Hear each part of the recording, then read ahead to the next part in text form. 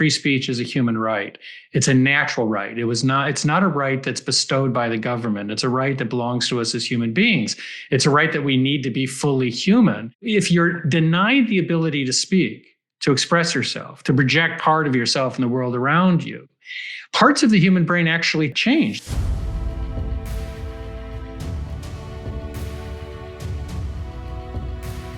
Welcome back to the Dr. Phil podcast. First, I want to say thank you to all of you that are tuning in. You have just blown this platform up beyond all expectations. So thank all of you who believe in having meaningful conversations as we talk about things that matter to people who care. So please, if you haven't already, make sure to subscribe, follow, and share the podcast with your friends, because the more we grow, the more powerful these conversations become. And I appreciate each and every one of you. You're going to see today why you do that, because people ask me a lot where I go to get information that I trust. And he may not know it because this is the first time that we have actually spoken. But when I'm looking for insight and understanding on a complex issue, Jonathan Turley is one of the first places I go to get insight and understanding. Jonathan Turley is a distinguished law professor at George Washington University. He's a columnist, he's a TV analyst, and he's a litigator in some of the most interesting cases in American jurisprudence history, I swear. He is a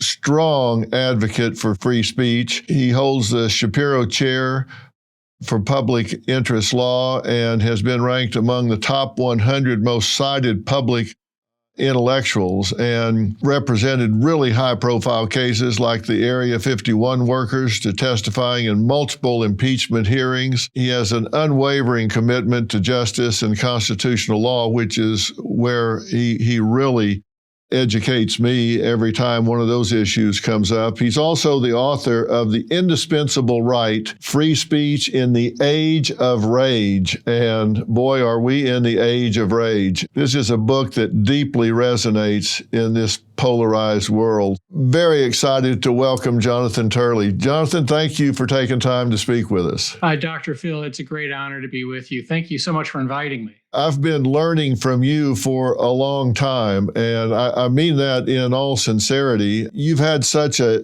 storied career. My God, you were the youngest chaired professor in GW law history, correct? Yeah, it seems a long time ago, but that's correct. I spent a lot of my career in the litigation arena in trial sciences, so I've been following you for a long, long time, as far back as 1990. I can't believe this is the first time we've ever spoken. I know. I was thinking the very same thing this morning. You've served as counsel in a variety of national security and terrorism cases. How did your career take a turn in that direction? You know, Dr. Phil, I cut my teeth primarily as a criminal defense attorney. I went straight into teaching, but then I started to take cases on the side. I started to represent older prisoners in Louisiana, Angola Prison Farm and other facilities.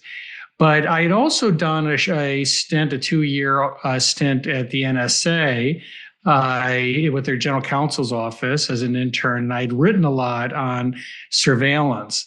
And so I've had a what's called a TSSCI clearance since the Reagan administration. And I sort of got pulled into it. The funny thing is, I absolutely hate national security cases. The problem is that you're in a small group that has handled these cases, which tend to be very complex.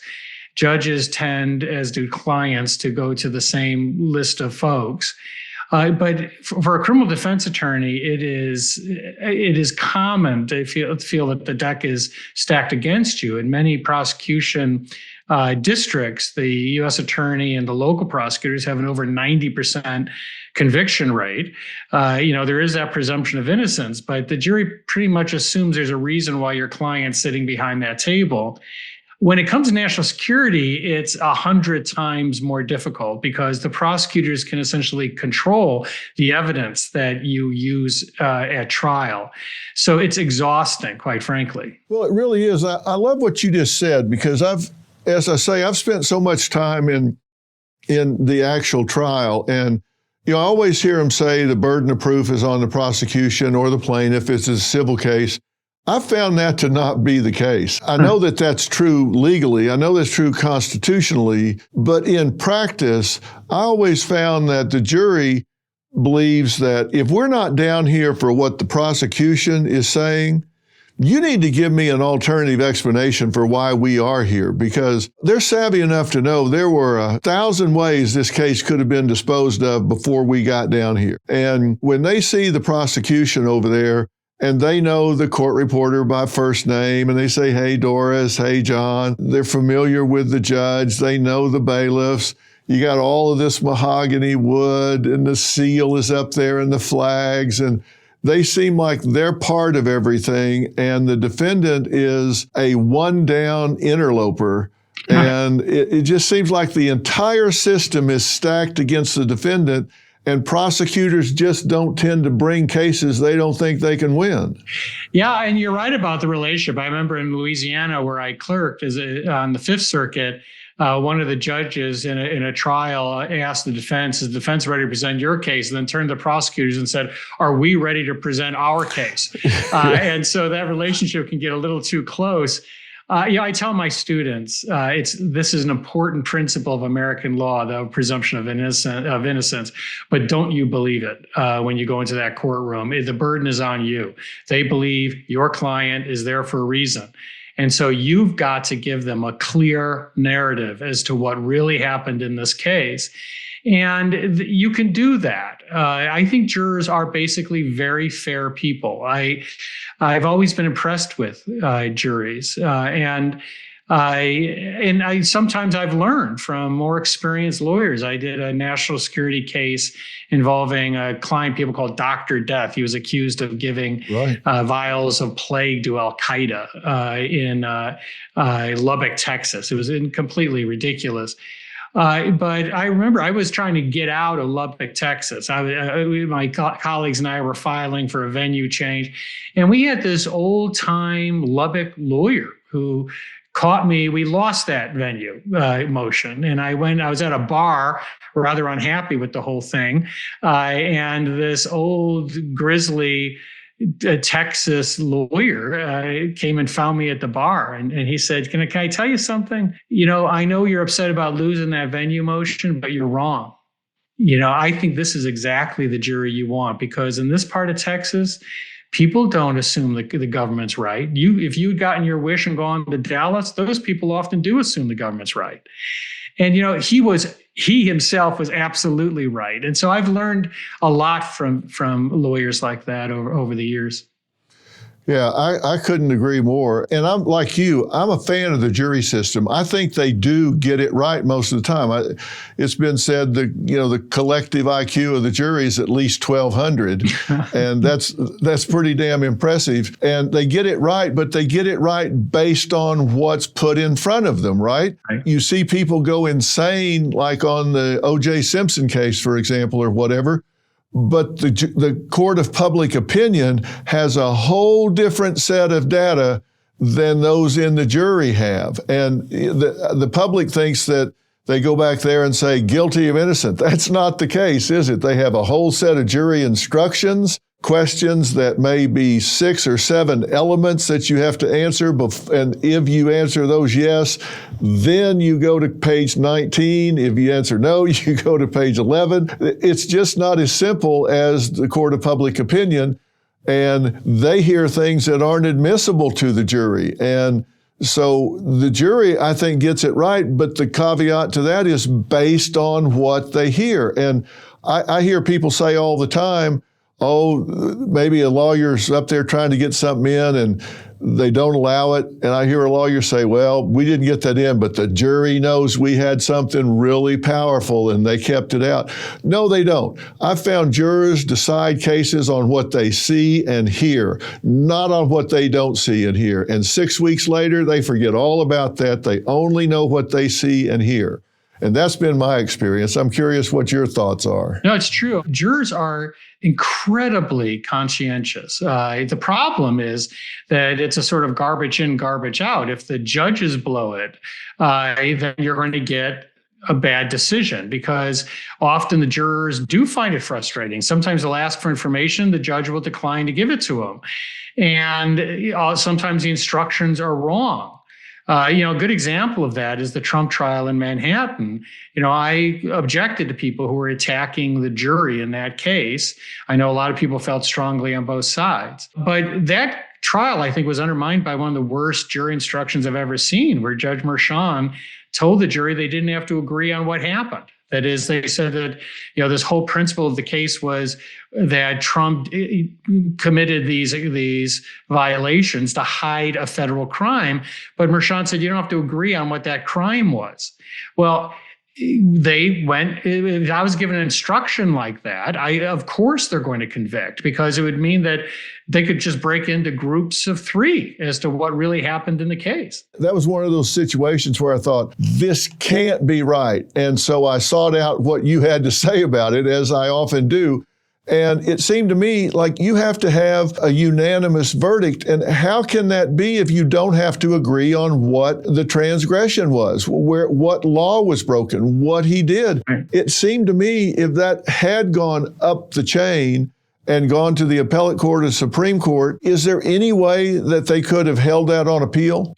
Well, it still may. It can still be reviewed. It's going to be a slow process. But in my view, that order itself doomed the trial. I think it's unconstitutional. I thought the entire case was really pathetically unfounded. I mean, because basically they had a dead misdemeanor in New York that they zapped back to life as a felony by claiming that the statute of limitations doesn't mean anything because he was trying to avoid another crime. Well, that other crime was a federal crime. This is a state court, and the federal government didn't charge on that crime. So even my counterparts on CNN said, look, this is a really weak case.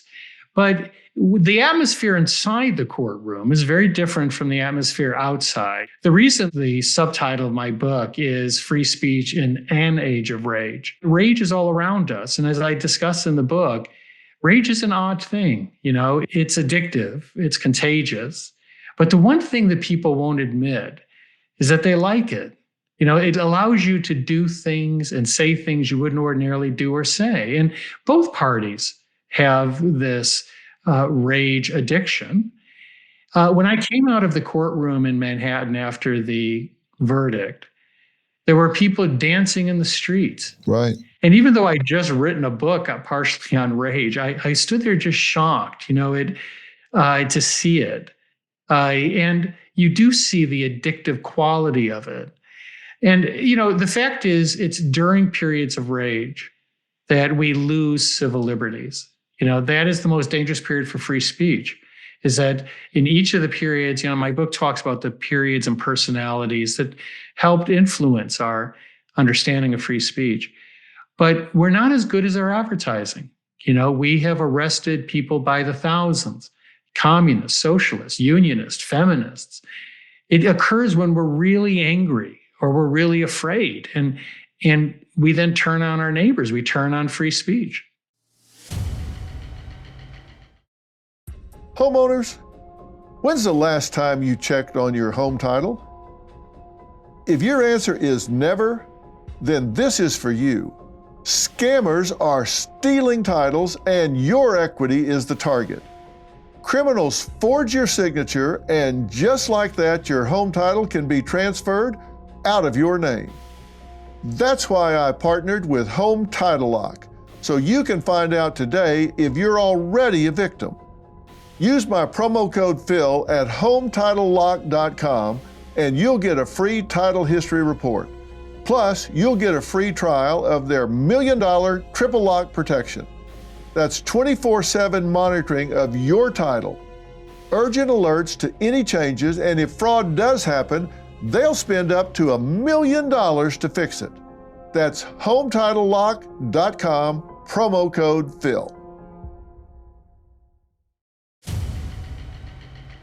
It's interesting that you said addiction, because there is considerable evidence that the same parts of the brain light up when people get into rage, particularly if they think that they're getting revenge in some way. The same parts of the brain light up that light up when people are addicted to heroin or opioids and they're getting a fix from that. The pleasure centers in the brain are seen to light up when people are in this rage and revenge against someone, either real or perceived, that they've been aggrieved by, and they think they're getting their pound of flesh, and they go into this rage mode. It lights up just the same as if they're addicted to drugs. The same pathways, the same pleasure centers.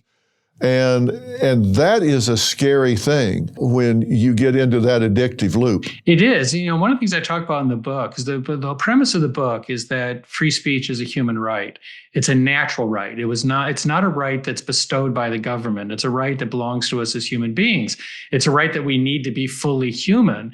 And much of that research is the same research you just cited, Dr. Phil, which is what we have found is that if you're denied the ability to speak, to express yourself, to project part of yourself in the world around you, parts of the human brain actually change. The hippocampus actually shrinks. We've studied inmates in segregation, explorers cut off.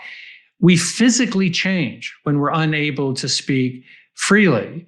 And what the book suggests is that we need to understand free speech, but it requires us to understand what humans are, what to be human is, and why free speech is essential to being fully human. And unfortunately, part of that is rage, because rage is the farthest spectrum point from reason, right? They're on the same spectrum. And it's when reason breaks down. But rage is a weird thing, right? Because if you agree with it, it's righteous. And if you don't, it's dangerous. And the biggest danger to free speech is that when we have rage rhetoric like we do today, the government uses it for what I call state rage. They use it to try to regulate the speech of all citizens. And that's each of these periods, the government has seen that opportunity and has reduced all of our free speech. You say in your book, this country was founded in an age of rage. You talk about different things like the Boston Tea Party and January 6th. I interpreted it this way. It turns into violence when people run out of socially acceptable ways to express themselves. They run out of words, they run out of coping, and that's when they resort to violence. Either their speech has been cut off, they're not allowed to do it, or they just run out of ways to express themselves. That's when they turn to violence. And I think we're starting to see some of that now. I don't know whether it's because they feel that their free speech is being suppressed or they're just running out of word power and are frustrated and turning to violence. But we're starting to see violence on the uptick now, and that's concerning. Yeah, and you see what the book talks about the license of rage, that rage gives you this license to do things. And you see that all the time. I was just reading an interview of a woman who trashed a Tesla, and she said, I was triggered by the appearance of a Tesla and blamed Elon Musk. It's that sense of a license. I'm no longer held to the same principles of civility or even legality if I have righteous rage. And that's all around us. And it is very dangerous.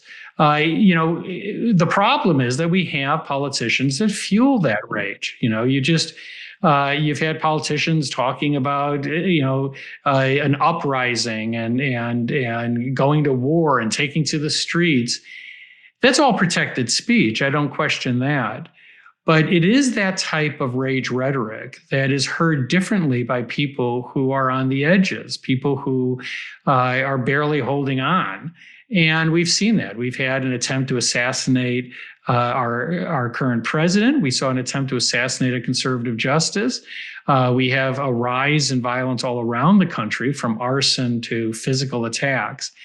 And we've seen this all before. I mean, to quote the Doors, these are masks from the ancient gallery, right? Right. They're the same faces, the same voices. And I guess people have the right to be stupid. And if you lock people up for being stupid, we wouldn't have big enough jails. But I'm curious what you think about the death of critical thinking. I've talked to people as well that have had their Teslas, for example, vandalized Tesla dealerships, that have had drive-by shootings. And I'm thinking, these people seem to be the same people that were championing climate change just several months ago. And Elon Musk was the champion. This was the number one electronic vehicle person in the world. And now they're out aggressing against people that bought electric vehicles, and they vandalized the vehicle. These people don't know Elon Musk. They're one of them. They bought the electric vehicle at the urging of those who wanted to protect the environment. So now they vandalized the vehicle. The only place you can get Tesla parts are from a Tesla manufacturer, which is Elon Musk. All they're doing is doing more business with Elon Musk. What happened to critical thinking? It just seems to me that people just aren't critically thinking. Well, I think it does go to your earlier point that this is an addiction and people like it. They just won't admit to it, but they like it. It gives you that freedom to do things that you would normally condemn. But the lack of critical thinking is a very important point. You know, the book has a section on higher education, and that's part of the issue there. I just got back from Berlin speaking at the World Forum. I was one of only 2 people from the free speech community, so it was a very lonely place. It was probably the largest collection of anti-free speech figures I've ever been a part of. Right. And but free speech isn't a free fall in Europe. The EU is demonstrably anti-free speech, and they're getting even more aggressive. Our anti-free speech movement really began in higher education and then metastasized throughout our country. And what I regret the most is not just the loss of diversity of thought at universities, but what the students have lost. We've turned them into these emotional basket cases. We've told them that they should not be triggered. They shouldn't have to see ideas that they find disturbing. And it's a shame, because when I went to University of Chicago, I loved it.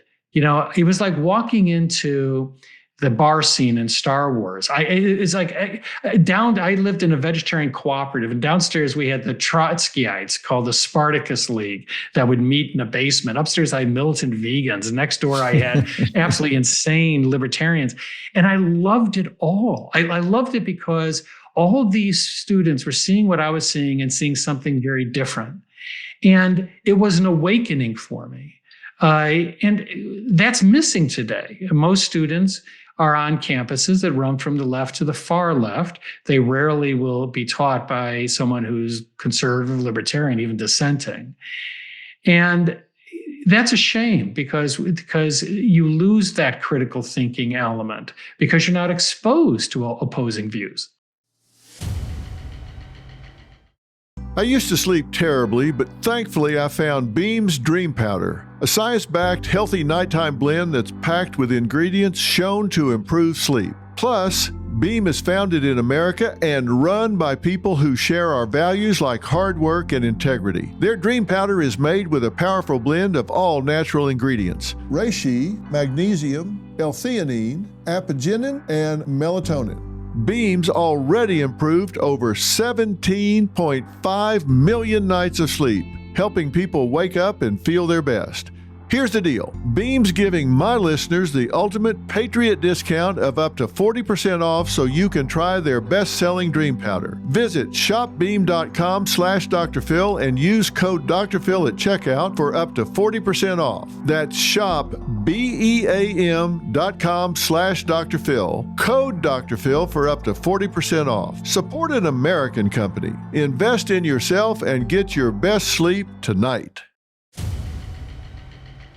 You graduated from the University of Chicago in '83, so you were there in the late 70s, early 80s. That's 45 years ago. And I was in school even before that, getting out of graduate school in the late 70s. And we actually had really dissenting viewpoints that would come, and everyone went to hear what they had to say, so you knew how to combat that. You knew what their arguing points were. You went to be empowered by their thinking, and sometimes you got captured by it, but you went to hear it. Now you've got the heckler's veto, where you boo them off a stage or you keep them from even coming. And I don't understand. It seems like you learn by proving yourself wrong. And now there's not even a chance of that happening, which is just intellectual rot. I don't get how we've allowed this to happen, but we have. It seems like we're circling the drain intellectually, particularly in our elite universities. It really bothers me. No, it's true. I just, not that long ago, I did a debate at Harvard Law School with a wonderful professor who I don't consider to be anti-free speech or intolerant. And it was on the lack of intellectual diversity at Harvard and the lack of free speech. And in the middle of the speech, I pointed out to my colleague from Harvard, your student body is less than 9% conservative. This is self-surveys. And your faculty is less than 3% conservative. That's in a country that has at least half conservatives and libertarians, if not more. And Randall jumped in and said, Jonathan, we're an elite university. We don't have to look like America. And my point was, you don't even look like Massachusetts. No. Massachusetts is over 30% Republican. And the really scary thing is you don't even look like Boston. Boston has more Republicans. But the point is that with less than 3% of the faculty at Harvard Law School as conservatives, over half of the federal bench are conservatives. Over half the Supreme Court are conservatives. My son is going to Harvard Law School right now, and the chances of his being taught by someone who understands or at least supports those viewpoints is somewhere between 0 and none. People ask the question, are we sending them to these schools to be educated or indoctrinated? And if we have these left liberal students of a generation ago now becoming professors, and they have this captive audience, where are we headed if it is indoctrination and you have 9 and 3% conservative, which means obviously you've got 91 and 97% left liberal? What does that say for where the country is headed? That's a good question, because quite frankly, as I say in the book, the hardest silo that we will have to tackle is higher education.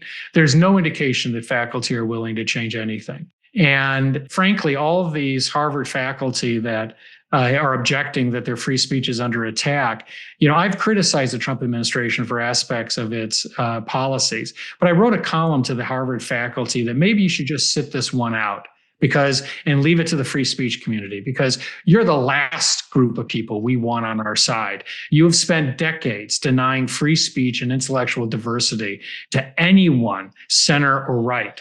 So you have zero credibility coming into this fight.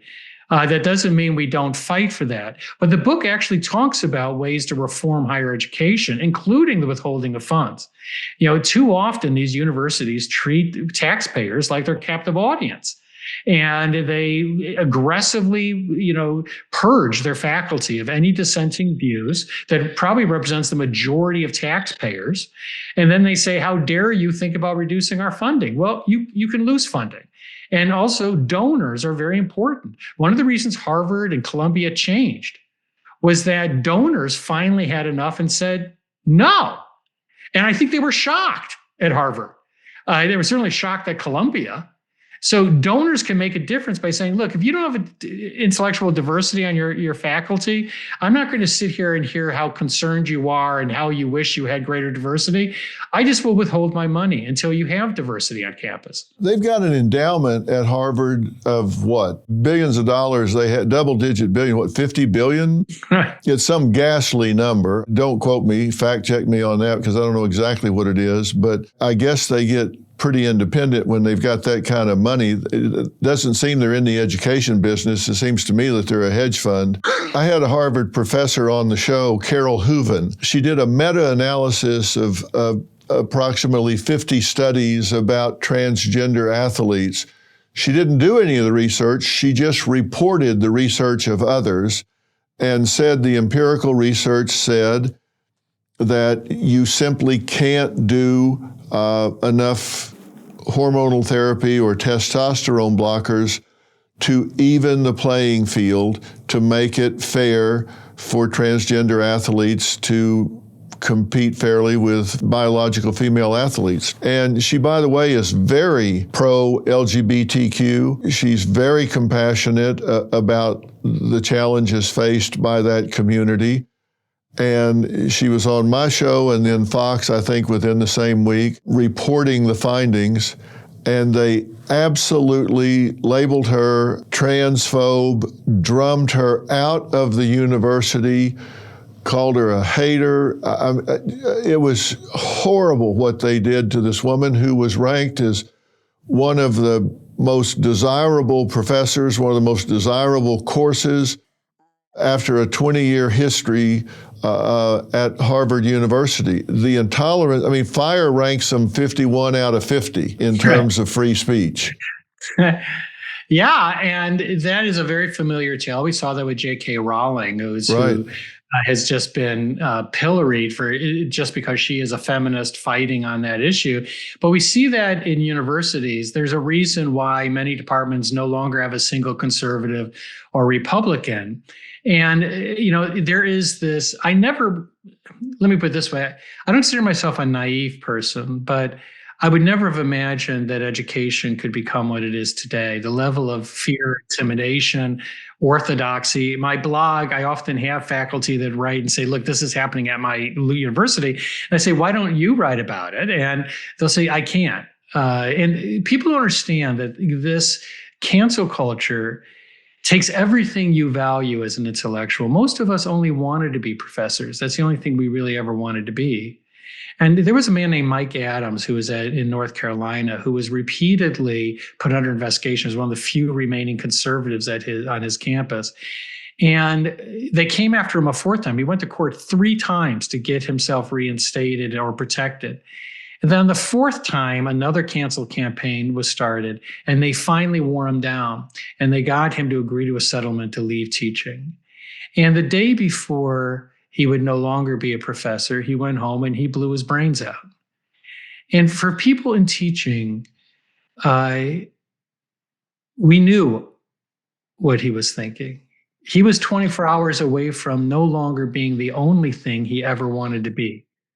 That's how vicious this cancel culture is. That it literally takes everything that you value as an intellectual from you. So it's not surprising that in faculties like Harvard and others, you'll notice 99% of the faculty are dead silent. They watch colleagues like the one you just mentioned being pursued, and they say nothing. In talking about free speech, there's a description here. It says, the history of the struggle of free speech is the story of extraordinary people, nonconformists who refuse to yield to abusive authority, and here is a mosaic of vivid characters and controversies. This is talking about your book. When I read that, I came away thinking, maybe that was true at one point. But now with the web and bots and keyboard bullies, cowards who can publish lies with anonymity, it's not just authority.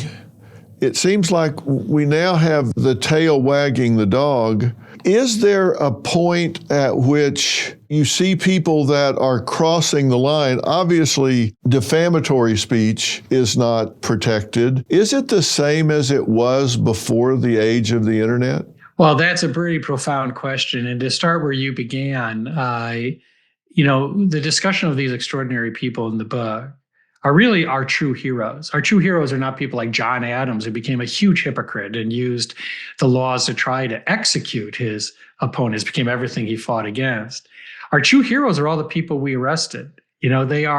George Bernard Shaw once said that unreasonable people are people who expect history to conform to them. And then he added, that's why all history is made by unreasonable people. And these are glorious, unreasonable people that we should know about and we should try to be like. They were people who just refused to shut up. And that takes a lot of courage. But your second part of your question, I think, is really profound. And that is, how does the internet change this? I talk about the internet in the book because it is the most important invention of free speech since the printing press, and in many ways is more important. It created for an important period a truly unfettered forum for people to speak in. That's one of the reasons why governments and others have worked so hard to control the internet. That's why the EU is threatening Musk with $1 billion fine unless he starts to censor people again, because they need control over the ability of people to speak. Now that comes, however, with that magnification of the public forum comes a magnification of the dangers. That it means that falsehoods can travel even faster around the world. It means that harm can be magnified. Now, I am a dinosaur. I truly believe that the solution to bad speech is good speech. But the one thing I know for certain, I say this in The Indispensable Right, is the one thing history has shown us is that censorship has a perfect failure rate. And throughout our history, censorship has not worked once. It has not stopped a single idea, stopped a single movement. It has a total failure rate. And that the reason is because free speech is like water. It finds its way out. Now, the last part of your question, Dr. Phil, was, how has this changed? The funny thing about when I go in the book is that many of the terms we use today were used at the beginning of the Republic. And there were defamation actions that could be brought. People refer to me as a free speech absolutist. That's not true. You can regulate speech. You can regulate criminal speech. Like child pornography. You can certainly sue people for defamation. I actually believe that we should consider increasing defamation. The Supreme Court originally in New York Times versus Sullivan said that public officials were subject to a more difficult standard. If someone lied about them, they had to prove something more, what's called the actual malice standard. But then they extended it to public figures like yourself. And they said, well, you're actually more powerful than most politicians. The Supreme Court said, frankly, people could care less about most politicians. They do care about what Dr. Phil says. So you're under the same standard. I think they went a bridge too far on that one. I don't understand why a celebrity or high-profile figure should be more susceptible to defamation. It's whether you're a football star or a television personality, the fact that you're successful in what you do doesn't mean that your reputation should be fair game for anyone on the internet. It's not even people on the internet. I've got people that may attack an idea that I put out on the internet, and when my cybersecurity people drill down on it, most of the attack is coming from bot farms that are housed in Russia. I've been swatted a number of times. So have I. On New Year's Eve a few years ago, we opened our door in California, and there's like 18 cops out there with AK-47s.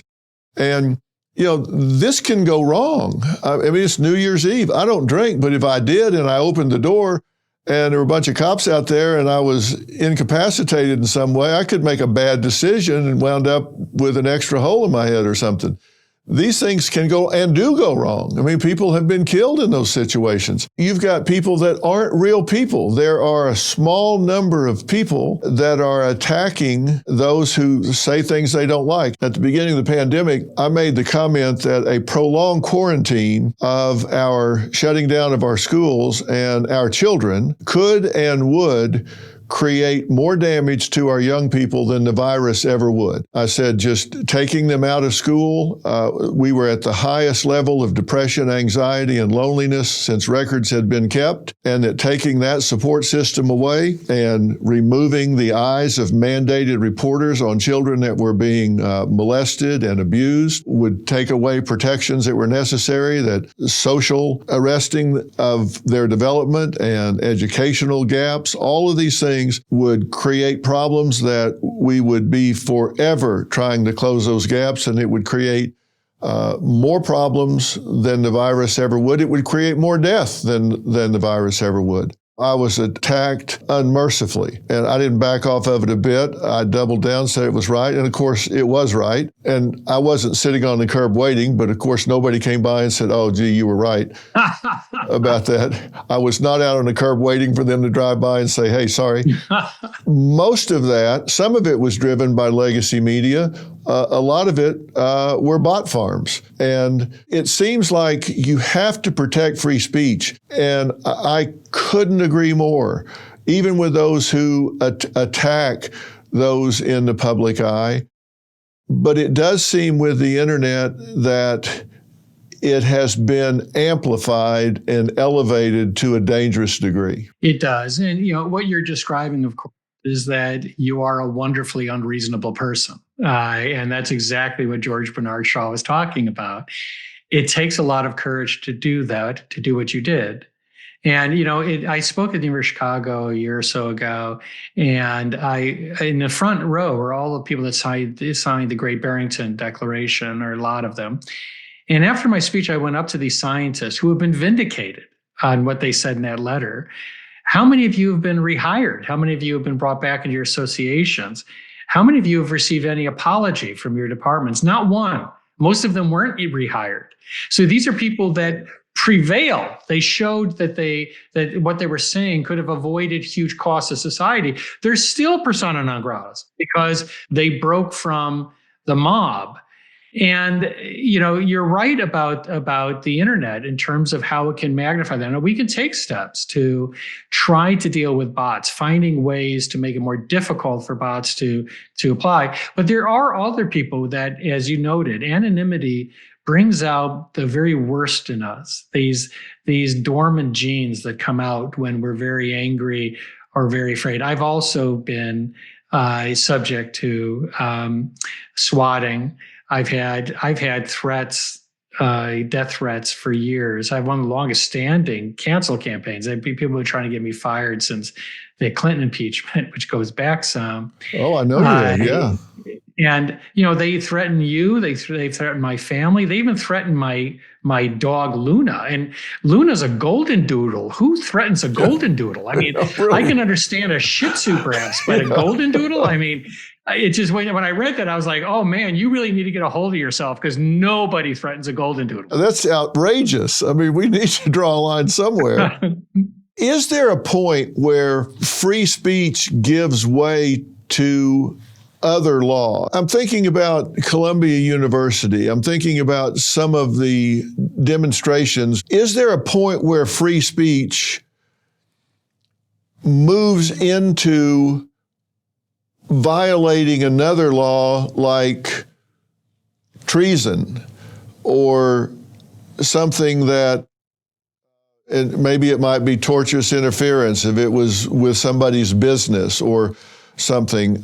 We talked about defamation, but putting someone's life in danger by putting the name and address of a Supreme Court justice. But we've got students and outside agitators that are coming on and demonstrating on behalf of Hamas, for example. They brutally murdered 6 American hostages in late August, just a brutal execution. There have been dozens murdered since the 80s. We know of 32 since the forming of Hamas in the 80s. And we have people demonstrating on behalf of those who are attacking our nation and holding our citizens prisoner. Where's the line where you cross from free speech into working against national security? Yeah, that's a very difficult question. What I talk about in The Indispensable Right is that we need to deal with the problem of anti-Semitism and these other attacks on campus. And we witnessed that on my campus at George Washington, but virtually every campus. What I stress in the book is we need to focus on conduct, not content. So when students take over the Hamilton building at Columbia, when they hold 2 janitors hostage and physically assault them, when they trash the building and cause property damage, that's conduct. and they should be expelled. They should be charged with that. That's not a free speech issue. And what I also say is that when students go into an event and shout down a speaker, they argue that quote, deplatforming is an exercise of free speech. It is not. It's the antithesis of free speech. You're trying to prevent others from hearing views that you don't like. You are working against not just free speech, but the very premise of higher education. And you should be expelled because you have no role in higher education if you can't tolerate opposing views. Now, where I've been more critical of the Trump administration is I felt that some of their standards were too general and were beginning to threaten free speech values. If you take the Khalil case, that's a good example. I thought the administration started out well on Khalil and said, look, here's a guy who we believe helped coordinate the protests and taking over the building in Columbia. They handed out literature that we consider to be pro-Hamas and violent literature, but played a role in the crimes of that day. That's not a free speech problem. If you show conduct like that, of course he can be removed. In fact, the standard for Secretary Rubio is very general. All he has to do is show that he has a reasonable basis to believe that this individual might undermine national security. It's an extremely forgiving standard, and that's the reason they're winning a lot of these cases. But what was interesting in Louisiana is at the last minute, instead of just putting forward that argument about conduct and what they know about Khalil, they sort of went for the three-point shot in mid-court. They just said, we can actually deport these students if they're engaged in protests that we believe are harmful to national security. And that's when a number of us in the free speech community threw up a flag and said, that's a very dangerous road to go down because you are allowed to protest the United States. You're allowed to be pro-Palestinian. And one of the reasons students come here, often from totalitarian countries, is to exercise free speech. And they go back with that virus. We want them to. We want them to experience free speech. So I was discomforted by that. But otherwise, if you focus on conduct, it gives you ample basis to deal with a lot of what we've seen on campus. Even to the point of sedition. Historically, you say sedition has been used to criminalize political speech, tracing back to the Star Chamber trials and Sir William Blackstone's restrictive views on free speech. And you have no problem with sedition and political speech from a free speech standpoint. You're saying that that's outdated. They've got to cross into conduct. Am I understanding that correctly? Yeah. So, the book goes back and looks at, many people don't realize that the infamous Star Chamber was basically a speech prosecution forum. The Crown wanted people charged as traitors. And even though the British courts were pretty enabling for the king, they sort of were sticklers on elements. And they said, look, we can't say that a bawdy joke about the Queen at a pub is treason. It doesn't meet the elements. So they created a sort of treason light crime. They called it sedition, and they created a new court called the Star Chamber. And that started out this long history of prosecuting people for sedition. And we've never broken that, what I call this sedition addiction. We don't need sedition. Most of sedition cases are completely superfluous. They're basically duplications of other crimes in the United States. We can eliminate sedition from the books. And that's what James Madison wanted. In 1800, he wrote a wonderful essay, and it was pretty much a criticism of John Adams, saying that we have to stop prosecuting people for speech. We've got to stop sedition prosecutions. But in the middle of that document, he used a word that I thought was really interesting. He called sedition a monster. And it is a monster. It's a monster that lives within us, that when we're really afraid, when we're very angry, we turn it on our neighbors. And we've done that time and time again. We've done that in the current time, right? It was no mistake that in a very small number of cases, the Biden administration charged people on January 6th with sedition. I think that was a mistake. You had crimes that you are perfectly legitimate in pursuing in terms of violence on Capitol Hill. We all condemned that as a terrible moment in our history. But they wanted something more. They wanted sedition because it punishes you for viewpoints and it sort of amplifies what you did. And that's precisely why it's dangerous. We can get rid of sedition, just the way James Madison wanted, and it wouldn't change a thing in terms of combating true violence and extremists. And you acknowledge that even though rage rhetoric can lead to crime and riotous actions, but that's an important distinction in your eyes. When it changes to behavior, okay, now you can take action. But people thinking about it, talking about it, that's a different thing, and we need to protect that in America. That's an important distinction versus taking over a building, blocking someone from class, intimidation in terms of surrounding a student, not allowing them to move. Things that are actions, that's different than speech. And that's where you think the line needs to be drawn. I think we would eliminate much of the problem that we saw in the last year by focusing on conduct and creating that bright line.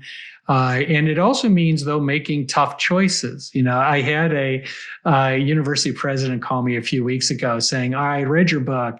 What can I do to improve free speech on my campus? And I said, one thing you could do is, why don't you sign the Chicago letter? And this is a letter put out by the late Robert Zimmer, the president of Chicago. It's a beautiful letter.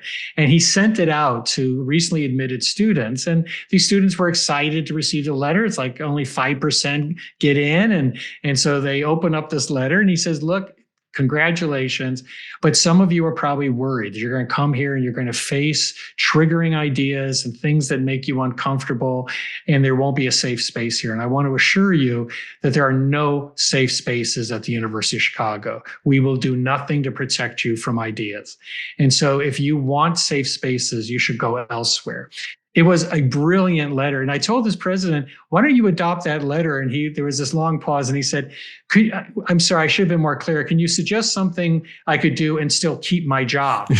And it was an honest moment. And I said, okay, that's a tougher one.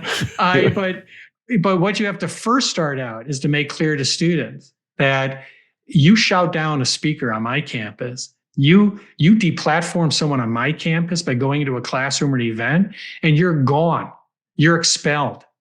And that would go a long way. This is such a great conversation. We could go on for 2 more hours, but I'm going to respect your time.